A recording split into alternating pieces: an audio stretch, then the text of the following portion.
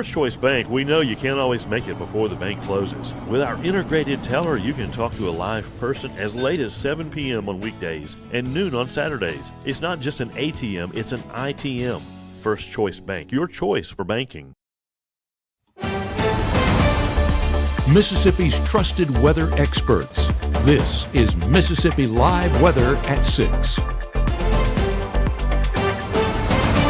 Hello there, I'm Chief Meteorologist Matt Lawpon. Thank you so much for joining us for Mississippi Live Weather at 6 on this Monday evening. I'm starting you off with some daffodils because Brittany in Cownville has some daffodils. That's how much we've warmed up. Now, let's be honest. I've got plenty of those planted along driveway, and we actually put out some bulbs this weekend with it. I don't have any of them popped up like that yet. But we expect with the warmth this week, I don't think that she will be alone because the warmth is part of our weather story we're tracking here in the Room to Room Weather Center this week. But we're also tracking a return to some rain chances by late Tuesday in particular. We're tracking how heavy those could end up becoming for you coming up here in a couple of minutes. Stormy for Valentine's Day, I think both ahead of that and behind it as well.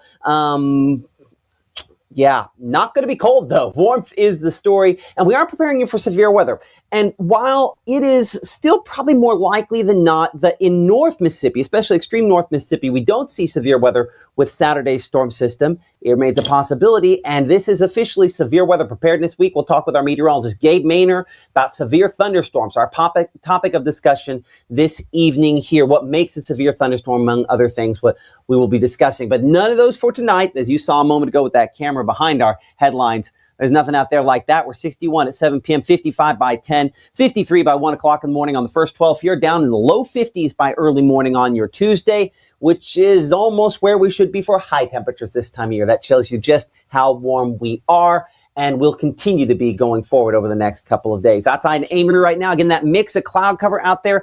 Most of these high, predominantly thin clouds you see there toward the horizon, those are coming with our next storm system. We'll show you on Mama Justice Doppler radar here in a minute. But 68 and warm there in the Amory area at this time. And again, that last little glow after sunset. Batesville, 63 degrees, our current temperature there. Again, traffic moving smoothly there around downtown under these mostly clear skies tonight.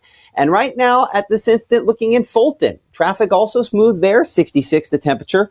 Appreciate the Mississippi Department of Transportation for these great views. I just love that shot back toward the west. One of my favorite transportation cameras that we have there because of that shot. Again, Mama Justice Doppler radar, looking back there toward the Blue Ridge Mountains, back into Georgia.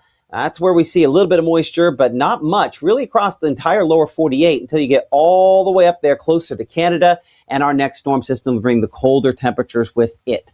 I'm much more concerned, I think, with the moisture coming with this storm system and eventually additional waves back behind it that eventually bring more thunderstorm chances. We'll look at that in more detail with our future cast here in a minute. We're going to look at the combination of the jet stream winds aloft, right after the commercial break, by the way, and the amount of fuel to kind of determine just how this next more potent storm system eventually will work out. But in the nearer term, that HUC back out there toward the East Coast, that is the bigger story, keeping us dry and clear, and certainly is largely responsible from the warm weather that we have had the last couple of days. Because when you're on the backside of one of these, what we call return flow, get that flow out of the Gulf of Mexico, that is the warmer air.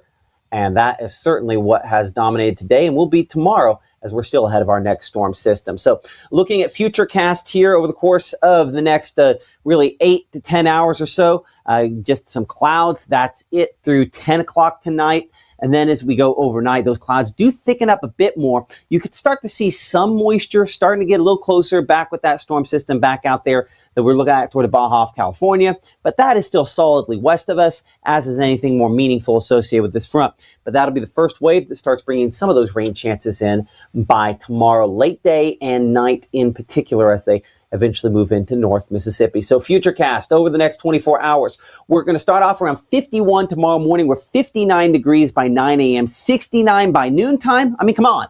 We typically should be middle to upper 50s, so way above our normal for this time of year. 72, not quite to record territory, but those southerly winds remain breezy. And another factor considering, while we do have some rain chances start to come back in by the evening on your Tuesday, the thinking is that there's still enough wind and still enough dry conditions that if you have some debris that you're considering burning, it might not be the best time to do that. You know, I had a personal text from one of the folks at the Mississippi Forestry Commission today and said, hey, just remind folks that the number one way in which wildfires start is from people burning debris. Consider not burning debris right now with the breezy conditions, relatively dry air that we have in place. Let's give it a little bit longer for hopefully things to calm down a little bit. We don't want to start those wildfires. So again, a number of different factors in this post-ice storm time period that we're in to keep in mind there. In 60 seconds, we will look at those next more significant storm chances where severe thunderstorms are possible. We're breaking that down using Futurecast, a very early look at the GFS and how that could play out as far as our severe weather chances are concerned. And it's Severe Weather Preparedness Week. We're talking about severe thunderstorms just in general as we're starting to think ahead because, as we talked about at 5 o'clock, like we said last week, or maybe it was the week before that, there is no next round as far as winter weather is concerned. Not in the reasonable future. It's storms. We're tracking those here in the Room to Room Weather Center in 60 seconds. The Mississippi Live weather continues right after this. Game day brings its ups and downs. Celebration and disappointment. Anxiety and relief. Friends and enemies. You can always argue over who should have won, but everyone can agree on great food. Appetizers, entrees, drinks, party platters, or even the taste of sweet victory. There's something for every season at Eat With Us restaurants.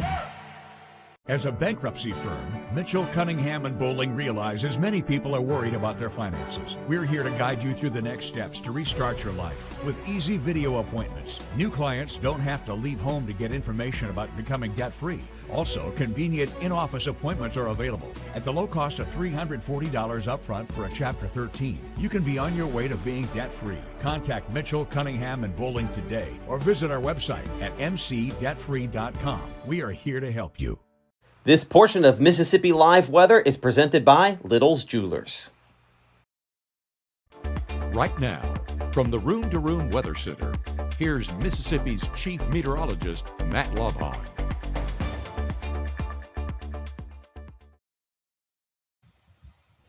Well, hey there, I'm Chief Meteorologist Matt Lopon. Thank you so much for joining us here on Mississippi Live Weather. Rainfall is going to be relatively limited the next couple of days. One of the things we're looking at here on our rainfall forecast, amounts, at least with this kind of initial wave coming in over the course of the next day or so, expected to be pretty limited there. As you can see, we're looking at, maybe in some spots up around half an inch of rainfall, certainly better chances northern portion of the area. But if you're looking for a lot of meaningful moisture, that's not really something that we're overly impressed with this kind of next storm system that is coming in over the next few days. I reference that because, believe it or not, we still do have drought conditions in place for most locations still here. We had some improvement after the ice and the rainfall went with it, but we still do have over half of the area under at least level 1 drought. So we still need some moisture, despite the fact that the last moisture we had was all the frozen stuff that we did not want to see, which is part of the reason why, at least for some spots, compared to what we typically should see, we do have a few locations where we're above normal. For a lot of us, that's certainly not the case. So rainfall beyond kind of this next little wave here does get slightly better through the latter part of this week. And, if we start looking at the latter part of the week, the rainfall amounts there Thursday, Friday, and then even Friday into Saturday, we get quite a few locations, half inch to maybe inch of rainfall, possibly even at some spots to get 2 inches of rainfall. So I think that is going to be with what is a more well-organized and well put together storm system that is the case. As far as severe weather is concerned, that's not something of great concern. Obviously, no risk as far as today.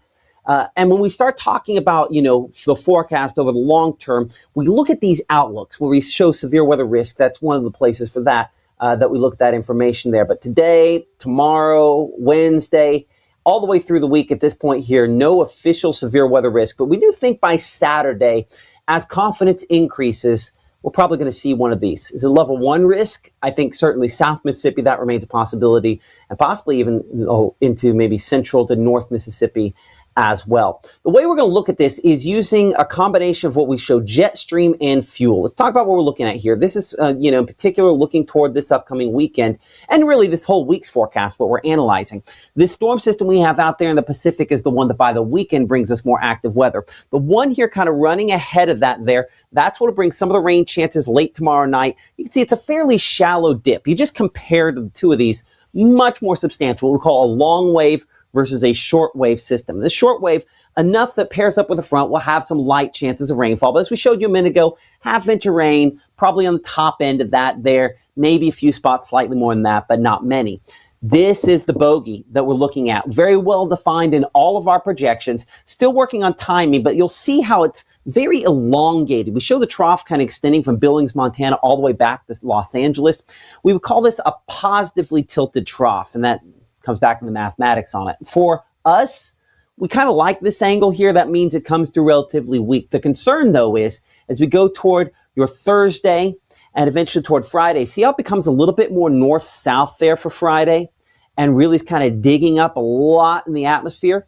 As we head toward your Saturday, how it's almost directly north-south. And so that's a setup where I think there's enough of everything there that we could be talking about this bringing some storm chances with it. So this would be either a neutral or a negatively tilted trough once it kind of comes overhead. So I think the angle of this indicates enough that, in my opinion, now I'm going to bring Gabe in here behind the scenes for just kind of a brief commentary on this for a moment. In my opinion, this looks like, I think there's enough there that down, certainly I think, Gabe, in South Mississippi, we're probably talking about a severe weather chance on this. I mean, sometime around Saturday. I mean, there's still instability with that into Sunday as well, right? Yeah, I mean, just this entire system as it migrates on through, what you have is you have the low pressure center. You also have the cold front, and that's what's going to be kind of driving that lifting mechanism for some of those storms to climb. But you have that warm sector that's building behind that warm front. And so based off where that warm front sets up, how long we're going to be in it is going to really drive how much moisture is in the air. So there are still things that need to make sure to happen. But as we're talking about with severe thunderstorms on Severe Weather Preparedness Week, ingredients potentially in place, and therefore you might get something to come out of it. And that's one of the things that we're kind of fine-tuning as we head through this week. And that's one of the things Gabe will be talking more about here in a minute, how ingredients and things like that kind of figure into that. I appreciate that, Gabe. We'll talk to you more here in a couple of minutes. So the overall headline, looking at this particular projection, in my mind, again, this is our GFS, American model, sometimes what we call it. I think there's enough components in place that some storms certainly likely this upcoming weekend. When we're this far out, we don't define exact locations, exact strength, simply because there's just not good enough data. But there's enough there to say we're going to be stormy by the weekend, and it's reasonable to assume that some of those storms could potentially be strong to severe. Your planner, as far as day part is concerned, on your Tuesday, in the morning, we're looking at about 53 degrees. We're 69 by noon. We're 72 by afternoon, and rain chances start increasing into the evening, not really showing much at 7 p.m., maybe near the Mississippi River, and then progressing eastward into tomorrow evening. So it will be a warm and cloudier day than what we had today. But rain chances picking up by late tomorrow night. Here's Futurecast for tonight. And again, we are still well ahead of any of those major changes out and about on our region. All the cloud cover you see here, that's all coming from way back there toward locations toward the Baja of California, right there. And so you see how it's kind of turned up all of this moisture you see there. That largely does not make it here. It's taking Pacific moisture and just squeezing it out, kind of like a squeegee helps to squeeze the water ahead of it. It's really squeezing the moisture out there for some of the higher locations. So while that shows some reds and yellows, those don't really cross over the mountains, which is the reason why this initial wave here doesn't quite have, I think, long enough to power in with moisture from the Gulf of Mexico. As a result, we don't expect to have a lot of moisture out of it. And a lot more on that here in just a moment as we show it kind of come overhead. But 56, that high temperature tomorrow morning in Greenwood. We're 54 degrees there in Grenada. Typically should be 36. This would have been high temperatures last week, but still running a bit below, a bit above our normal for this time of year, quite a bit above our normal. I mean, just hardly below where we should be for highs. So Tuesday, mostly cloudy skies, but keeping things dry here as we progress throughout the day. Noontime, 1, 2, 3 o'clock. You can see the shadow of that approaching front and any cold air behind it still north and west of us. That's why, though we are cloudy, we are dry, and we are warm. Yeah, we do show again, first of those showers. Pretty light here, back locations towards Shelby, Cleveland, back toward Helena, West Helena, and Clarksdale. Not a lot of meaningful moisture making the ground out of those. High temperatures, we're going 71 New Albany, 72 degrees in Tupelo. Record on the books is 82, so we're not record setting. 10 off of that for tomorrow, but we're really warm. As we're mid-70s, Starkville at 75 degrees in Macon, and Kosciuszko 72 there in Senatobia, and about 73 degrees in Water Valley. So here comes that front. Some isolated showers with it. These are all relatively light. Look at our scale here for a moment. Not a lot of meaningful rain with these, but so that's the reason why it doesn't really add up to hefty rainfall totals. We're 10 p.m., 11 p.m., midnight or so. A couple of rumbles possible out of this. We show those back out into Arkansas, kind of sweeping on the backside of this front, and some slightly cooler air to go along with it. But as far as anything beyond a rogue rumble, this is not strong or severe thunderstorm activity in the early morning hours of a Wednesday morning. It's just maybe a rumble, and a lot of locations rainfall amounts less than a half an inch. I think really half an inch of rainfall is on the high end for a lot of spots on this initial wave. It just doesn't have a lot of moisture to work off of there. So 46 in Iuka to start early Wednesday morning. Corinth 46 as well as Boonville. 48 degrees in New Albany. We're 52 Grenada, 54 degrees in Greenwood, and 56 Belzona, 55 in Greenville. So showers continue, again, fairly light here through the first part of your Wednesday. By Wednesday, even 9 o'clock in the morning, you don't even see any yellows or oranges or anything like that showing up at that point, as it's those drier north winds behind this system that continue to settle in. Now, while it is a little bit cooler, this is not big Arctic blast of cold air. You can kind of tell that because even some of the higher or mid-level locations out there in the Wyoming behind this system are, still showing up with green. So this is not an Arctic blast, but what it does do is it kind of holds back the moisture just a little bit. I would have much higher confidence on a severe weather threat this weekend if this front didn't come through on Wednesday. But this front kind of squishes moisture down, again, kind of one of those squeegee effects where you're pulling the squeegee there down. The thing you clean your windshield on with when you go to the gas station there. Imagine you're squeezing all the water there, squeezing all the moisture down to the coast. That's what this does. And so that limits, I think, the fuel that we'll eventually have available coming toward this upcoming weekend. One of the things that hopefully limits our severe weather chances. So 59, we'll look in Holly Springs there for a high on Wednesday, 59 Senatobia, 60 degrees in Oxford. We're 64 Bruce, 66 degrees in Eupora, and 69 Kosciuszko, 68 for Louisville, and 69 for Macon. 7-day forecast has us down a little bit for Wednesday. Again, low 60s there for highs on Wednesday. Thursday, probably low 60s as well. And this is as cold as we get. 39 degrees for early Thursday morning. So again, this is cooler. This is not Arctic air by any stretch of the imagination. We're back probably in the mid 60s by Friday.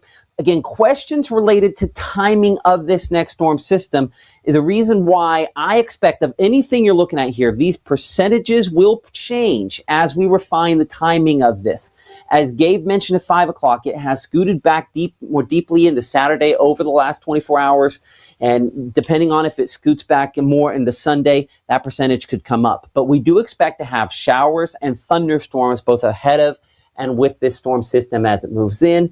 And so I would say, as far as your plans for Valentine's Day are concerned, it's very reasonable that we could have some thunderstorms and maybe some strong thunderstorms across parts of the viewing area.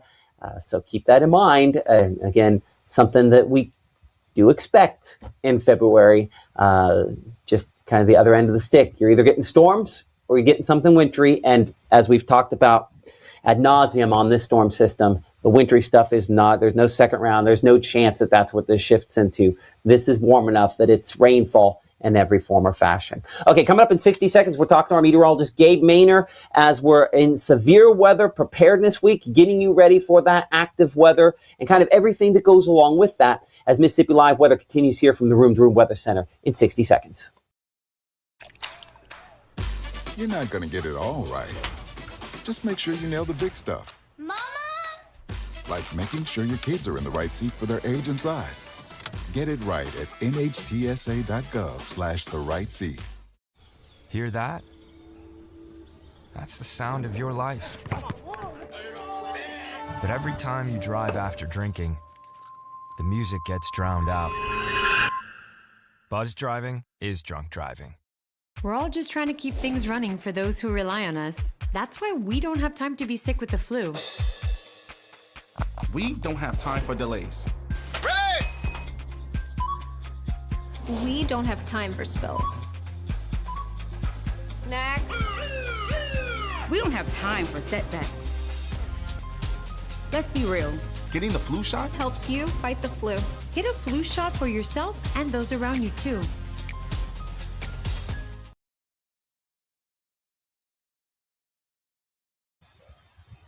There's a lot of different things to think about in Severe Weather Preparedness Week, and one of those I think is hugely important is how you find about whether or not you're in danger. We talked about Weather Call back at the TV station, mentioning it again here, because if you are in the danger zone, it is basically like your personalized tornado warning. And when you start talking about what can you actually do about severe weather, the only thing you can really do is have a way to protect your family and know when you need to engage that plan. And so Weather Call will call you if there's tornadoes for your area, if there's severe thunderstorms heading toward your area, if there's dangerous major flash flooding for your area. And that phone call, at least in my opinion, breaks through all the clutter of there's a zillionth text message, there's another alert. And I appreciate our app. I love our app. It does a great job. But making sure we have that extra layer, I think, is important. And that's where Weather Call comes in with that.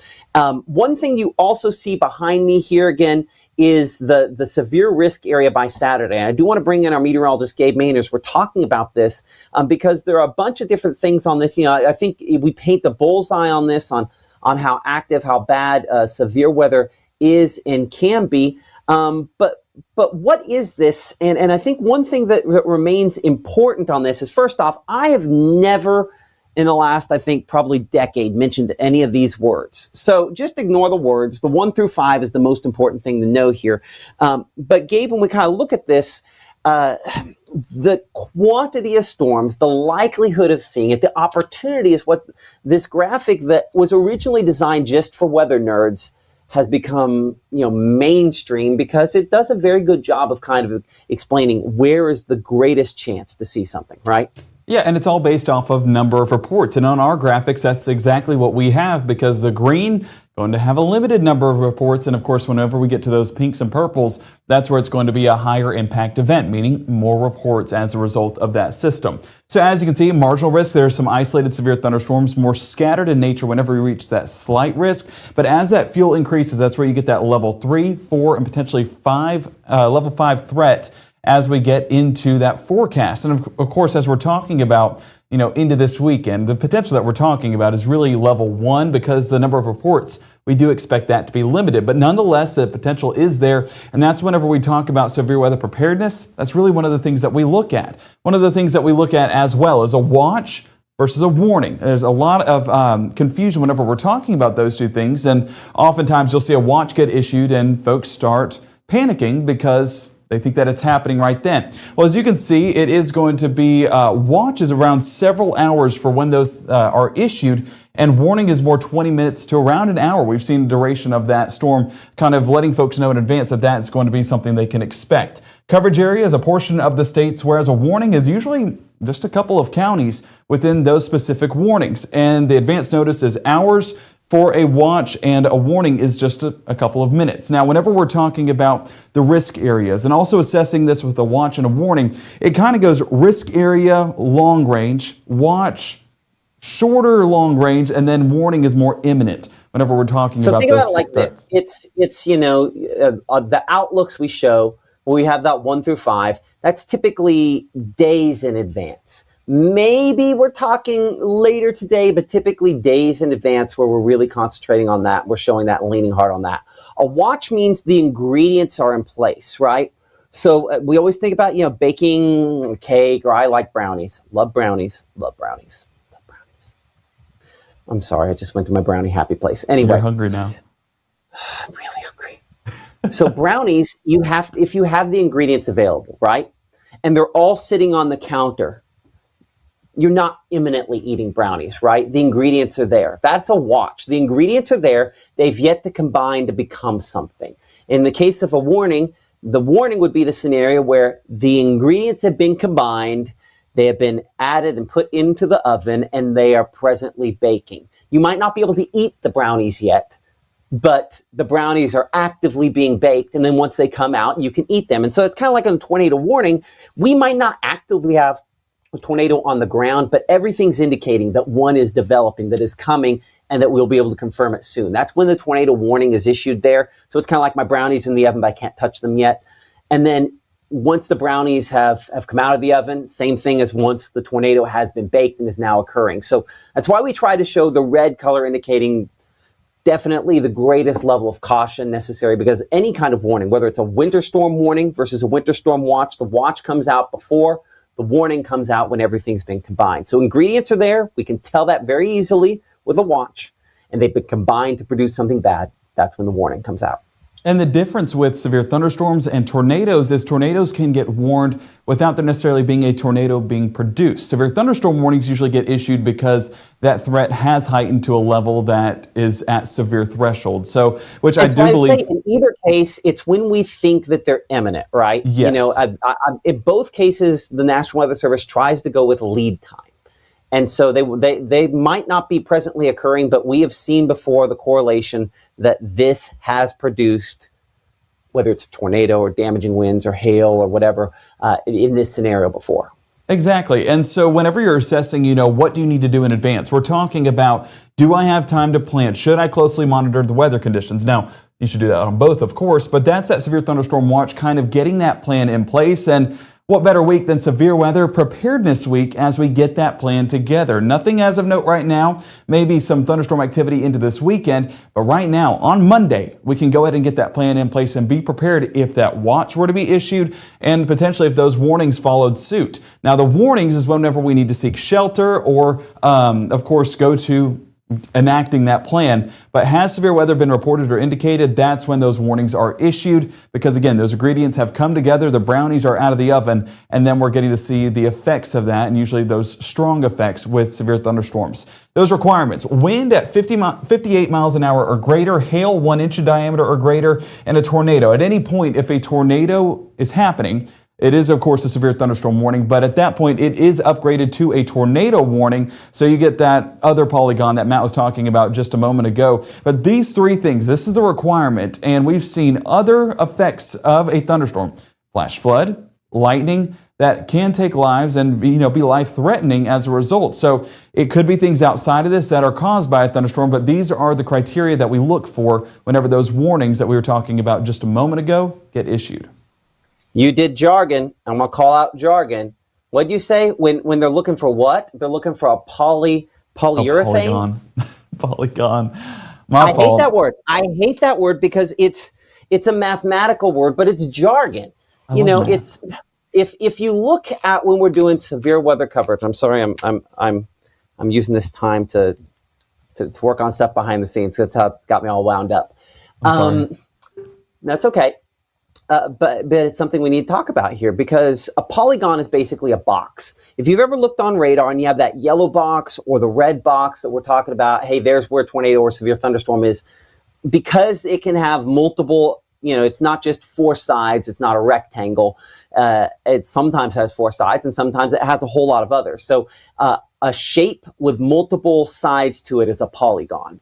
And so that's where the term, the weather nerd, polygon comes from. But the reality is that, if you're in one of those boxes, then it means it's very probable that severe weather is occurring close by, and you should then, of course, begin that safe place. So the little outline of the box or the colored in box, in either case, if it's pretty small, fairly specific, we want to be very serious about the way we shelter in those situations. Yeah, and watches are usually issued by the county, whereas warnings, it's a specific area that could include some towns in a county, but not others. And so that's why, it is those polygons. I'm sorry. I loved math growing up, so I guess it was just a part of who I am. Don't break the habit. I promise. I know, one way or another. They are warning. The warning box. There you go. Warning boxes. That's where it could include a couple of towns, and, your neighbors up north might be in it, whereas you are not. But the watch, that's usually county by county, so you might see a little bit of a difference in there. Typically a lot larger.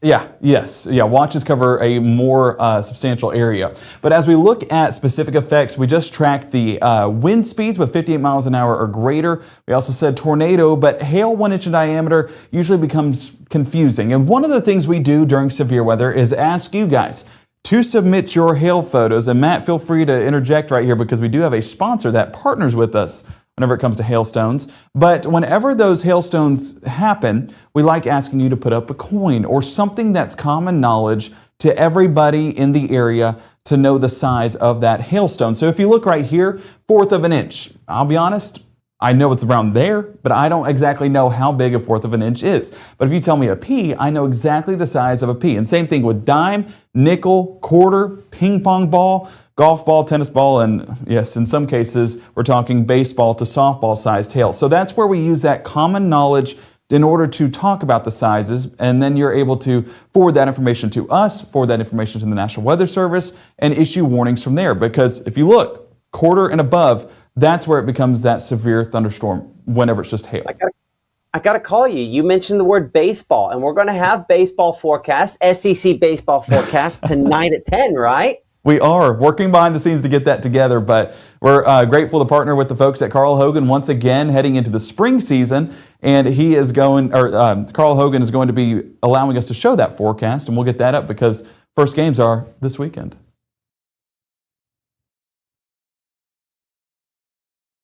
Matt, I don't know if your mic is on, if I'm looking behind the scenes. I see El Maestro was at 14 there. Not for baseball's opening weekend. Well, Gabe, unfortunately, it does look like it could be baseball's opening weekend, that we have some rain and storm chances there. That's just the way it goes sometimes, and right? Even Friday. Like, the thing is, whenever you get a system that develops like what we have on this weekend, is the fact that it's lining up terribly with timing. We have Valentine's Day, we have baseball opening weekend, but it coming on Saturday is where it becomes a real annoying factor with the baseball forecast, because you're talking about the warm sector moving in Friday, and that means those isolated cells, because there is that unstable air mass and also that warmth that allows that lift to take place. You have that in place, so rogue thunderstorms are possible. You have that main system that's moving through on Saturday, and it's going to last for a good duration of time. And then Sunday, we get that wraparound moisture as that low pressure swings on through, so even a few isolated showers are possible into Sunday. So I want to say that everything will be able to happen. That's just me personally wanting to say that, but based off the meteorologist side of me, it's not looking the best, Matt, and that's the unfortunate side of opening weekend. Well, and I realized that was actually Ethan's handle. So he's got his eyeballs on his Diamond Dogs there. So excited to have those forecasts for everyone coming up tonight at 10 o'clock. Game of the week, though, should be good to go because it's indoors. Gotta love basketball. Yes. Gotta love basketball. Oh, man. You know what? I'm excited. We're now, playoff action, right? Yes. Yeah, I think that last week was the last week of the regular season. And Ethan, I mean, you're a sports guy, so correct us if we're wrong in the chat, but I think this week is the first round of playoff action, depending on who wins our game of the week. Yeah, we'll see on how that works out. Looking forward to that tonight at 10 o'clock, Gabe. And, of course, our next broadcast will be coming up tonight at 10 p.m. here in the Room to Room Weather Center, as we're excited again to figure out that game of the week. You can help us with trying to determine who that will be. Join us on Facebook for that, as we have a poll going on there, or essentially a post where we're trying to get ideas on where we should go. Put your city in there. We'd love to go ahead and stop on by. And again, thank you so much for supporting us here in the Room to Room Weather Center on Mississippi Live. We'll see you at 10.